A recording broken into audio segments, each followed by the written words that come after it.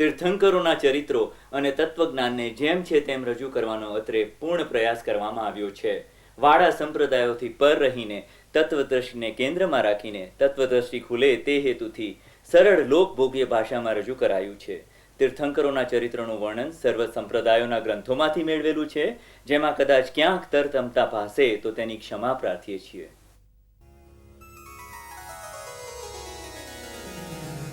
તીર્થંકરોનું યથાર્થ તત્વદર્શન. નિરૂમા દીપ ચપનું જે ટાણું આવે તો રાજી થવું જોઈએ કે જેથી એનો ઉપયોગ કરીએ તો વધારે સારું એનું પરિણામ આવે છે. અદિત તપનું જે ટાણું આવે હા એનો જો ઉપયોગ કરીએ એને મોક્ષનું અદિત તપનું ટાણું એટલે મોક્ષનું ખાણું. હા એટલે એનો સદુપયોગ કરીએ તો રાજી થવું જોઈએ. અરે બહુ રાજી થવું જોઈએ. આવું આપે જ કોણ? દાદા કે હું તો બધાને સામે ચાલીને બધાને ઓફર કરતો કે બધા ભર બજારમાં બધાની વચ્ચે તમે મને એક તમાચો મારી દેશો તો હું તમને 500 રૂપિયા આપીશ. બરાબર છે. તો કોણ તૈયાર થાય? કોઈ તૈયાર ના થયું કે છે. એટલે આ તો આવું ટાણું આવે તો એના જેવું એકે નહીં. એટલે એનો સદુપયોગ કરતા આવડે તો સારું છે. હા અને એ તો ખબર પછી આપણને કોઈ કે તમે મારા પૈસા ખાઈ ગયા, આપણે આપી દીધા. સમજી જવાનું કે આ આપણને ઇનામ લાગ્યું. ઇનામ લાગ્યું એટલે પૂરું થયું. દાદાને આવું રહેતું, એ તો કે અમને અંદર એવું રહે કે આ આપણને ઇનામ લાગ્યું. હવે જ્યાં ઇનામ લાગ્યું રહે તો પછી કેટલું સહેલું થઈ જાય. તપ બપ ઊભું જ ના થાય, ત્યાં ત્યાં પૂરું થઈ ગયું. ના પણ વચ્ચે થોડો ગાળો આવે એ દરમિયાનમાં જે તપે ને અને પછી એનું વિશ્લેષણ થાય અને રિઝલ્ટ સારું આવે છે ત્યારે એકદમ આનંદ થાય છે. પછી બહુ આનંદ થાય. મેં અંદર મુક્તતા લાગે કે હો લાગે કેવું પડે આપણે આ ધ્યાનમાં રહે એનું શું ફળ મળ્યું આપણને. સૌથી પહેલા અંદર પૂછે છે શરૂઆત એવી રીતના થાય. આમ કે ન ગમતું દેખાય છે, કંઈ ચૂન થાય છે, પણ પછી ધીમે ધીમે પ્રતિક્રમણ શરૂ થાય છે. પણ એ પ્રતિક્રમણમાં વધારે વિશ્લેષણ થાય છે અને ત્યારે રિઝલ્ટ પણ સમાધાન થાય ત્યારે સમજવું કે એનું રિઝલ્ટ આવ્યું. એટલે એ રીતે થાય તો એનો ઉપયોગ થઈ શકે. એક જણે દાદાને પૂછ્યું હતું, રમેશભાઈ, કે અમે આ ધ્યાન કરીએ, તપ કરીએ, જપ કરીએ તો એનાથી મોક્ષ મળે?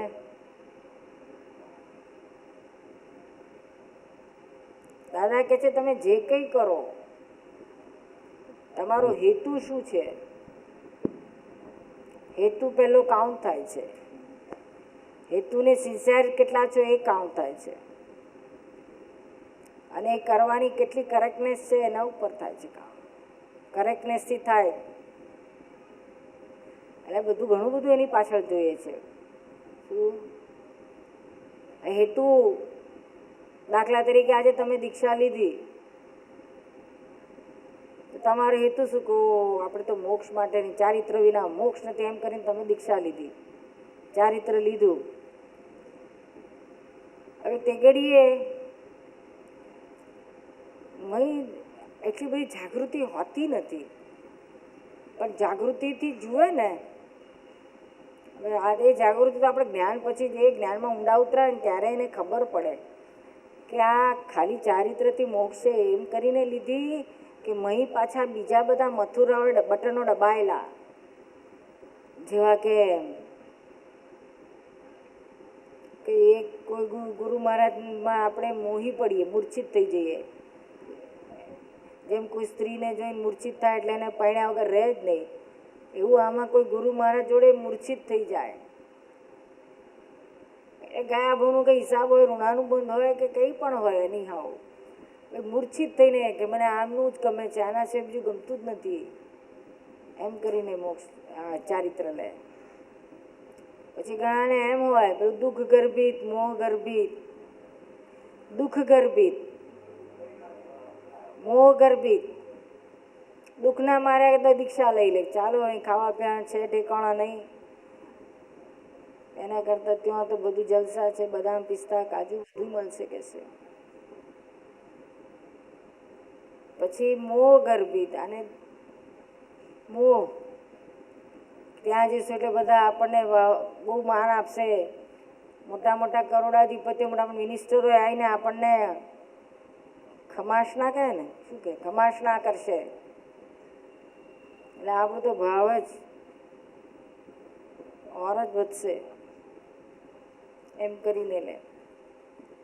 એટલે આ કહેવા માટે તો આવે કે ચારિત્ર મોક્ષ માટેનું ચારિત્ર છે આ મારું, પણ મહી બધા કેવા સૂક્ષ્મમાં બધા એટલી બધી જાગૃતિ ના હોય, બહુ પ્રખર જ્ઞાની હોય એ જ આ બધું મહી ચકાસીને એને છે તો કાઢી શકે, ફેંકી શકે. શ્રીમદ જેવા કોક કહેવાય જવલ્લે જ કોક હોય કે જેને સત્તાવધાનીના પ્રયોગ પછી આખું જબરજસ્ત કીર્તિ મળી, એ વિલાયતમાં રાણીની સામે આ કરવાનું એને આમંત્રણ મળ્યું, આવવા જવાની ટિકિટ hatte,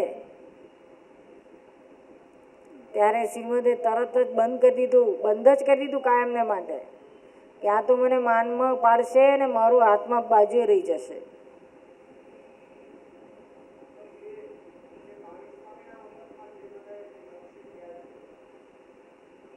મહાવીર સ્વામીના વખતમાં જે મોક્ષે ગયા છે બધા જેટલા કેવળ જ્ઞાનીઓ થયા છે, બીજા સાધુઓ બધા સારા સ્ટેજ ઉપર પહોંચ્યા છે, એનો અર્થ તો એવો થયો ને કે જે કાળ એવો હતો એની અંદર એ વસ્તુ શક્ય હતી ને આ કાળમાં આ વસ્તુ શક્ય છે નહીં. એટલે બધા ભગવાન મહાવીર જ કહીને ગયા છે ને, વર્ણન કરીને જ ગયા છે ને, આ કાળનું પાંચમા આરાનું વર્ણન કર્યું જ છે ને. એટલે આ બરાબર છે. એટલે પાંચમા આરામાં આ વસ્તુ જે આપણે જે ક્રમિક માર્ગની જે વાત કરી છે, દાદાએ બેઝિકલી વાત એ જ કરી છે ને કે ક્રમિક માર્ગ ઇટસેલ્ફ ફ્રેક્ચર થઈ ગયો છે, એટલા માટે અક્રમ આવ્યો છે ને આ અક્રમનો તમે બધા લાભ લ્યો. આ જેને આ મળી ગયું, ગેડ પડી ગઈ, હા ગેડ પડી ગઈ, એનું કામ થઈ ગયું, કામ થઈ ગયું. પણ એની ગેડ એટલે પાકા પાયે અક્રમ એટલે અક્રમ આ, અને ક્રમ એટલે ક્રમ આ, બે જુદું. અને આ આપણા માટે આ અક્રમે જ કેડીએ પહોંચી જાઓ તો સડસડાટ નીકળી જવાશે. પેલું ખોટું છે કે નવું એમાં આપણે પડવાની જરૂરત જ નથી, આપણા માટે કામનું નથી. હા બરાબર છે. આપણે એ સ્ટેશન પાર કરીને આગલા સ્ટેશને આવ્યા, પછી આપણે પાછલા સ્ટેશન બીજા માટે બરાબર છે, કામનું છે. આ તો આપણે એટલા માટે કહીએ કે આપણે છણાવટ એટલા માટે કરીએ કે કંઈક કંઈ રહી ગયો ભૂસું તે નીકળી જાય. હા ભૂસું નીકળી જાય. મહાત્મા દયાભાઈ સામાયિકમાં શું કહ્યું? એક મિનિટ, શું કહે છે ડાયાભાઈ? મહાત્મા દયાભાઈ એ મહાત્માનું સ્વરૂપ શું? મહાત્માનું સ્વરૂપ દાદાનું જ્ઞાન મેળવીને પછી દાદાની 5 આજ્ઞા પાળે, પછી ઓછી વધતી પાળે એનો વાંધો નથી, પણ આજ્ઞા પાળે એ મહાત્મા કહેવાય. જ્ઞાન લે અને આજ્ઞા ના પાડે તોય મહાત્મા ના કહેવાય. જ્ઞાન લીધા વગર આજ્ઞા પાળે તોય મહાત્મા ના કહેવાય. જ્ઞાન લઈને આજ્ઞામાં રહે, આજ્ઞા પાળે એ મહાત્મા કહેવાય.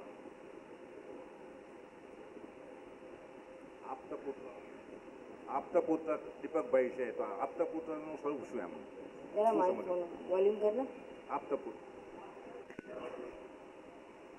આપતા પુત્રનું સ્વરૂપ શું? આપતા પુત્ર દીપકભાઈ છે, તો આપતા પુત્રનું સ્વરૂપ શું? એમ તું કહે છે કે જવાબ આપીશ?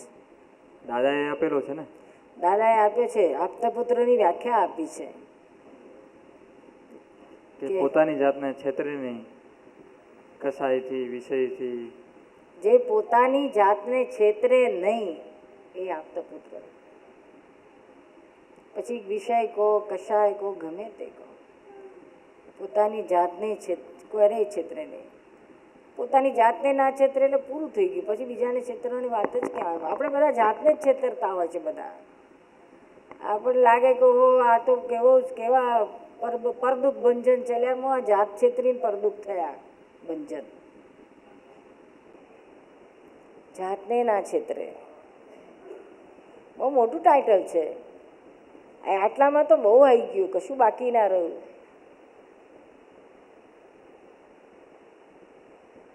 એમાં આજે હરિતપ કરવાનું છે, આજે સામાયિકમાં શું જોવાનું? હા, એટલે આપણે હવે સમઅપ કરીએ. આપણે સામાયિકમાં આપણે ક્યાં ક્યાં આપણે તપ આવે છે, તપને આપણે દાદા કહે છે ને 5% જ કરો છો તપ, બાકીનું ઉડાડી દો છો. તપ નથી કરતા, કાં તો ફોગોટામાં જતા રહે, કાં તો તપને બુદ્ધિથી ઉડાડી દે. બેમાંથી એક કરે. તે આ એ ભોગોટામાંથી બહાર આવવા માટે બુદ્ધિ વાપરીને કરે, કાં તો જ્ઞાનમાં તો ના રહે ને, તો પછી બુદ્ધિ તો વપરાવાની જ છે નહીં, આજ્ઞામાં કે જ્ઞાનમાં. એટલે આ જે પહેલાં તો આપણે કયા કયા તપ આવે છે, અદિઠ તપ શું એ આપણે જોવાના છે. જ્ઞાન મળ્યા પછીના જ, પહેલાંનું કંઈ જોવાની જરૂર નથી.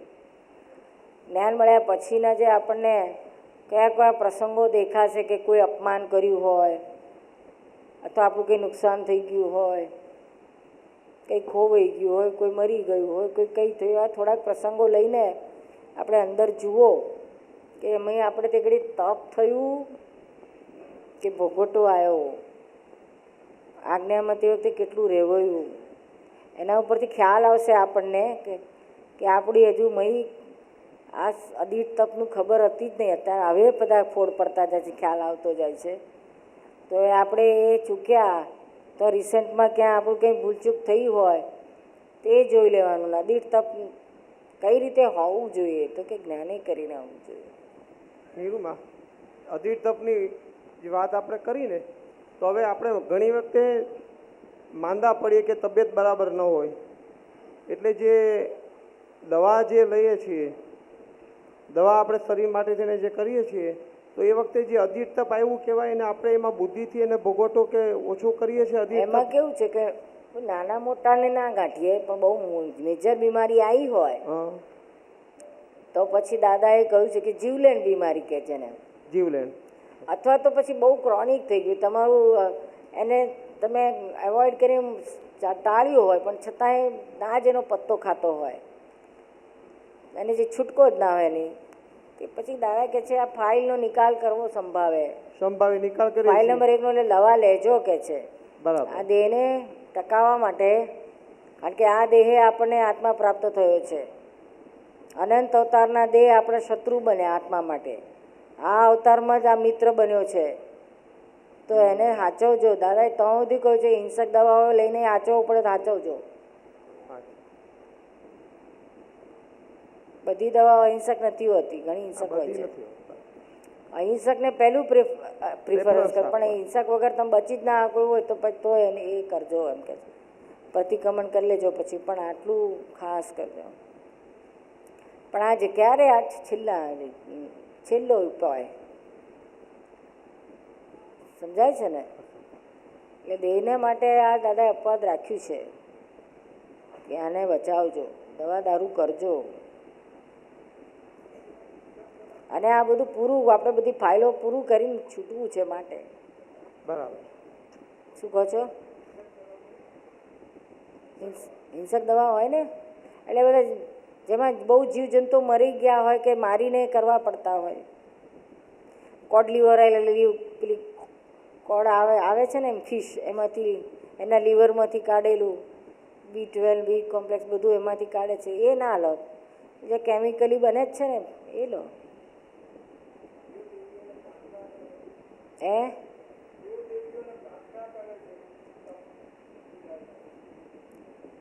આપણે બીમારી માટે એનો પ્રશ્ન છે, તપ ઊભું થાય ને ત્યારે દેવદેવીઓને પ્રાર્થના કરીએ. ઓ એ ના, એ તો માનતા માને મારું કામ કરી આલો ને મારું એ બધું ના હોય. આપણે મોક્ષ માટે જ આપણે બધાને, મોક્ષ સિવાયના કોઈ માટે આપણે કોઈને હેરાન કરવા ના હોય. મોક્ષ માટે તે શું હોય, આ મોક્ષ માર્ગે જતાં જે કંઈ વિઘ્નો આવે છે એ વિઘ્નોમાં પાર કરવાની શક્તિ માગો. મારા વિઘ્નો દૂર કરી આપો એવું ના કહેવાય. તમારી દેવ પાસે દેવીઓ પાસે તમારી પાસે વિધિ કરાવે, દાદા પાસે વિધિ કરાવે, તપના પ્રસંગ આવ્યા હોય તો કે તો વિધિ કરજો તો સારું થઈ જાય. એટલે એના માટે દાદાએ કહ્યું છે કે જેટલું તમે રિલેટિવનું માંગશો એટલું રિયલનું માઇનસ થશે. બાકી થશે તો ખરું કામ તમારું. તમારાથી તપ થતું હોય ને પાર ઉતરી જાઓ તો સારી વાત છે. ના જ થતું હોય તો પછી લેજો, આશરો લેજો. એવું નથી કે ના લેવો, પણ ક્યારે લેવાનું હોય તો સંકટ સમયે સાંકળ ખેંચવાની હોય. સિગરેટનું પાકીટ પડી જાય એટલા માટે નહીં. એ ઘણી બહેનો આવીને કે મારા બાબાની પરીક્ષા છે, વિધિ કરી આવજો. શેની પરીક્ષા છે? તો કે આ મંથલી ટેસ્ટ છે. કયા ધોરણમાં છે? 3જા ધોરણમાં. પછી અમે કહીએ કે તારા બાબા 3જા ધોરણમાં મંથલી ટેસ્ટમાં પાસ થશે પણ તારો મોક્ષ દૂર થશે. શામાં ખાવા છે? ભણીને પછી તમારા રહેવાના છે કે એના બૈરીના થવાના છે? નિરૂમાં મહાત્મા અથવા તો આપતા પુત્રો જે તપ કરે, અદિઠ તપ, એ તમને ખ્યાલ આવે ખરો? અથવા તો બીજા કોઈ અદિઠ તપ કર્યું હોય, બીજાને ખ્યાલ આવે કે અદિઠ તપ કરી રહ્યો છે? નજીક હોય એનો ખ્યાલ આવે.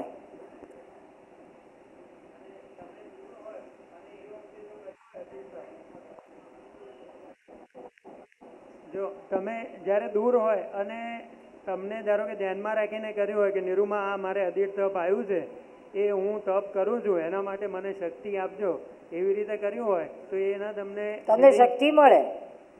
હા, પછી તમને ખ્યાલ આવે કે હમણાં અમને ખ્યાલ ના આવે પણ તમને શક્તિ 100% મળે. જય સચ્ચિદાનંદ. તમારી શક્તિ જોડે કામ છે કે અમારે ખ્યાલ જોડે? તો આખી રાત અમને ઊંઘવા ના દે. બધા રોજ આ જ કર્યા કરે.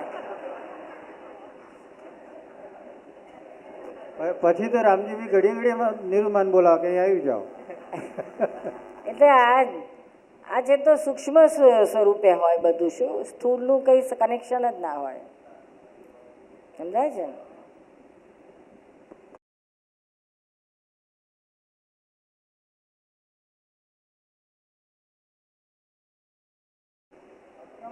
બાહ્ય તપના સાધનો દાદાએ બતાવ્યા છે. અમુક આ ઉદ્દીરણા છે, પછી જ્યાં ઉણોદરી છે, પછી પૂતગલ સુખમાં જ્યાં તન્માયાકાર થઈ જવાય કે ઊંઘ છે તો ભાઈ ટૂંકી ચાદર રાખજો.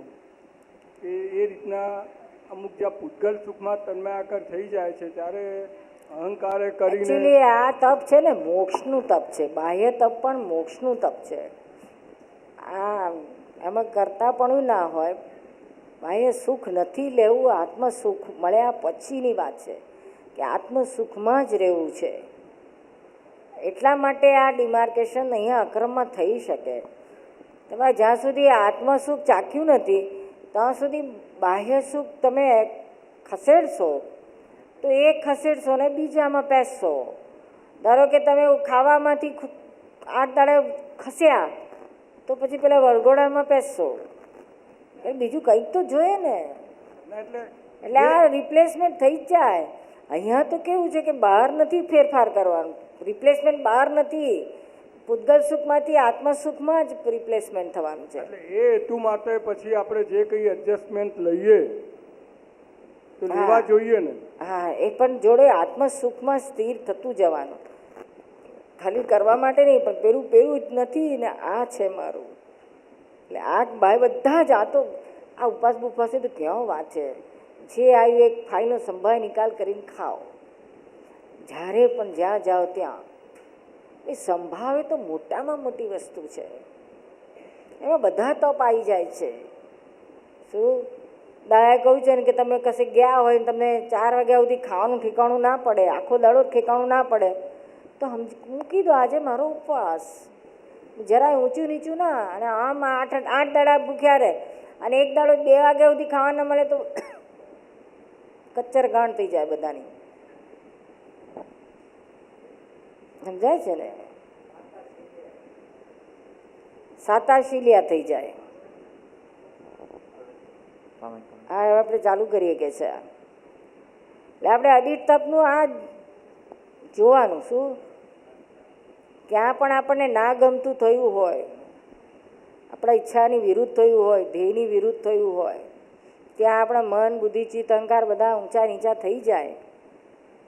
તે ક્યાં ક્યાં કેવી કેવી રીતના થાય છે એને જોવાનું. અમુક પ્રસંગોમાં તમને દેખાશે છોકરા આપણું કહ્યું ના કરતા હોય, બહેનો આપણા કહ્યુંથી વિરુદ્ધ ચાલતા હોય, આ તો બધું ઘણું બનતું હોય. તે ઘડીએ મય ભોગવટો આવે છે કે આપણે તપ ભોગવટો પણ આપણે મય તપ હતું, જુદાપણું હતું, જ્ઞાન હતી, જાગૃતિ શું હતું કે બધું ભેગા એકાકાર થઈ ગયું. એ કશું મરણ પ્રસંગ હોય કે ખોટ ગઈ હોય કે કઈ ગઈ હોય, એવા પ્રસંગોમાં અંદર શું હતું, કોઈ માન આપતું અથવા બહુ માન આપે ત્યારે મય શું હતું, અપમાન કરે ત્યારે શું હતું, એ તપ કર્યા કે પછી એકાકાર થઈ ગયા. માન આપે એમાં તપ ના કરે પણ અપમાનમાં તો ભારે તપ આવે. પણ આપણે તો માનને એટલું જેને માન આપે તે ઘડીએ તમને તપ થાય ત્યારે સાચું.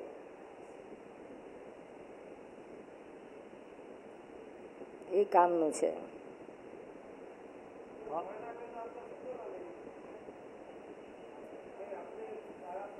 કોઈ આપે જ ખરું તમને?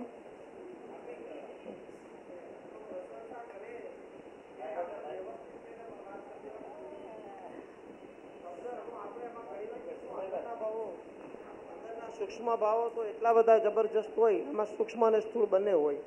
હવે સ્થૂળમાં તો તમે એમ મોઢે કહી દો વ્યવસ્થિત, કારણ કે આ બધું જે છે એ બધું સાયન્ટિફિક સર્કમસ્ટન્શિયલ એવિડન્સીસના આધારે જ આ વસ્તુ બની.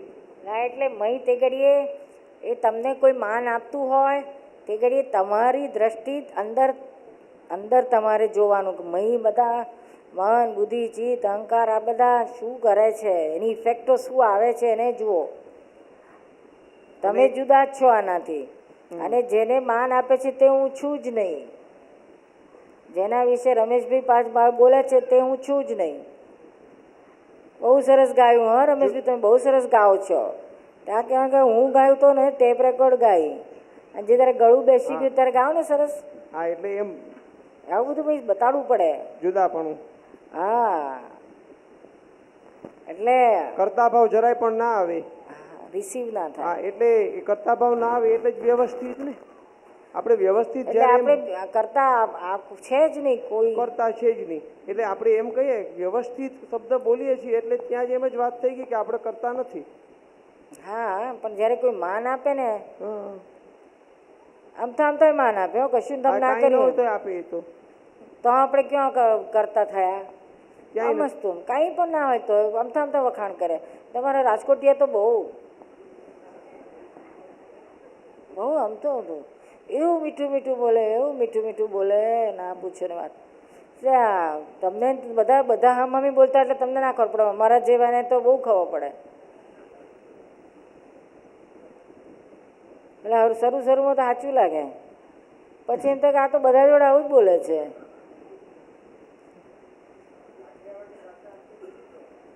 ના પાછા અમરેલી વાળા એ લોકો ના આવડે, આ તો બધા રફ એન્ડ ટફ. આ બધા પટેલો પાછા ના કડવા નથી, લેવા છે. ના મીઠી મીઠી કશું નહીં બોલે એવું એટલે મીઠું લાગે. બાકી હમણાં જરાક કડવું બોલવા આવે ને તો તમે ઉઠીને હેરતા થાવ. આ એ લોકો એવું ના બોલે. રાજકોટવાળા એ સાઈડના બહુ જ સોફેસ્ટિકેટેડ હોય. માણીએ ને આ તો બધા પટેલો બહુ રફ એન્ડ ટફ. અમે પટેલો બહુ રફ એન્ડ ટફ, જાડી ચામડીનું કહેવાય. અને આ તો પાતળી ખાલ કહેવાય, આ જાડી ખાલ કહેવાય પટેલોની.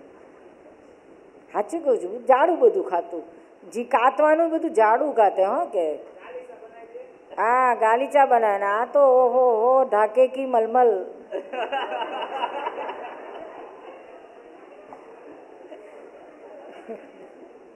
અહીંયા અટકી જાય પછી ફેરીને અહીંયા હરી જાય પછી.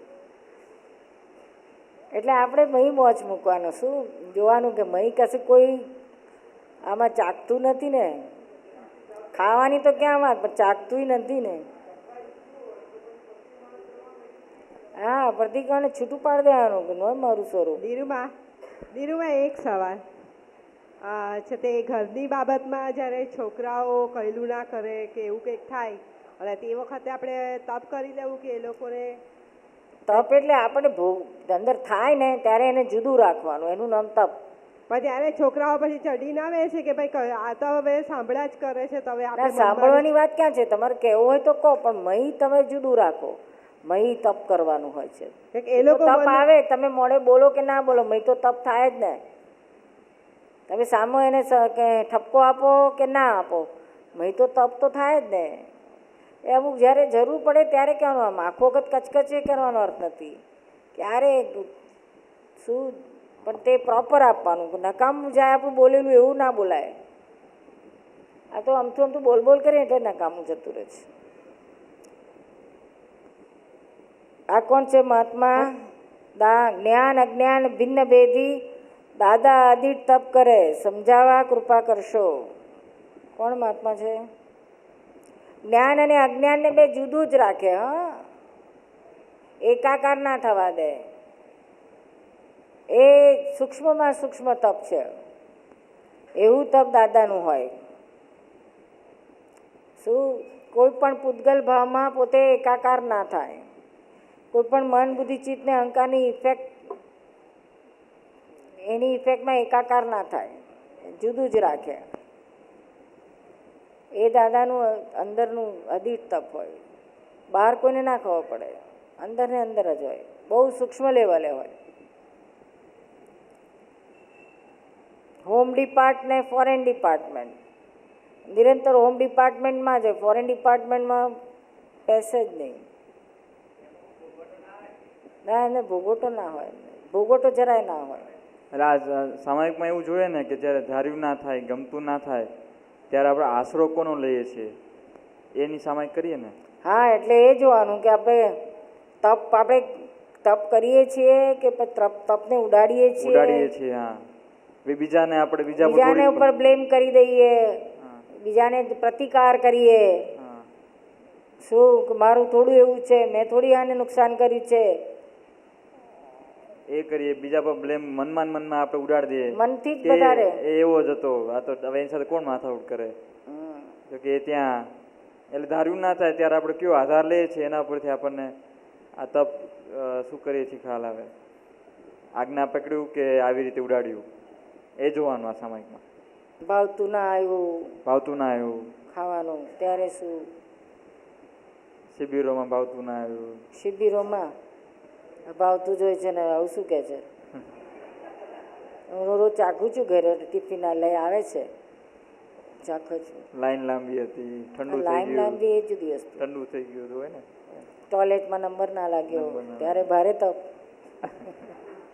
નિર્મા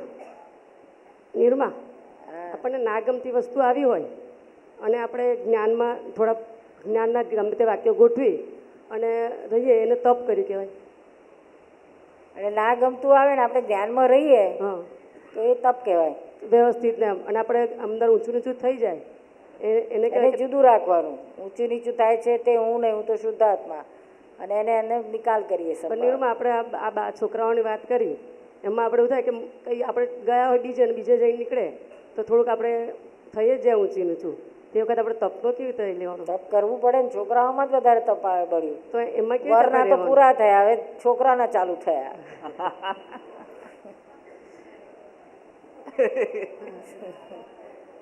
ત્યાં આપણે ક્ષમતામાં રહેવું, શું ઊંચું નીચું ના થવું. એ કહેવું કરવું પડે તો કરો, પણ મય ઊંચું નીચું ના થવા દો. કોના છો? મારો કયા ને એટલે આ બધું તપ આવે છે. મારો છે જ નહીં એમ પેલું રાખો તો તપ નહીં આવે. નોય મારા કરો. આ તો બધા હિસાબ છે. ફાઇલ કરવાનું, ફાઇલ. એવું તો ફાઇલ નંબર 3.